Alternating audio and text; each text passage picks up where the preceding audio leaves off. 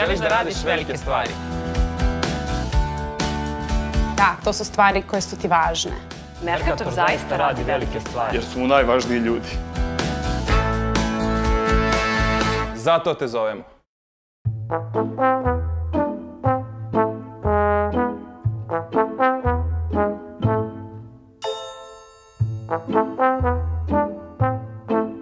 Nisu mi rekli da sam važna. Pokazali su mi da sam važna.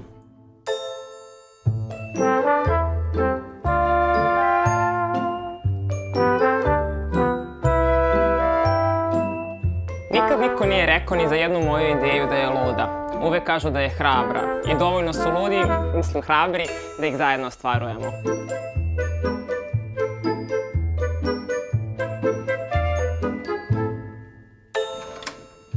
Onaj osjećaj kada znaš da sve možeš, to je zato što ovde nikada nisi prepušten sam sebi.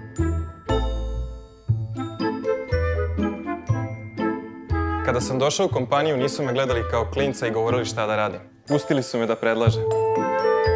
Osjećaj od početka direktorski. U kompanijama sa generalnim rade samo direktori, zar ne? A ja igram i basket.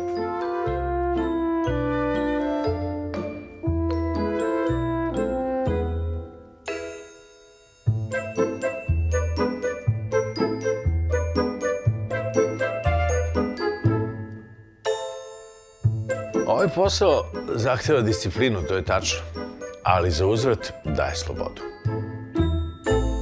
Jedna od najozbiljnijih stvari kod nas je osmeh. Kad slediš strast, pratite uspeh. Nije stvar u poslušnosti, već u slušanju. Svi te uvek pažljivo slušaju, a ima šta da čuješ.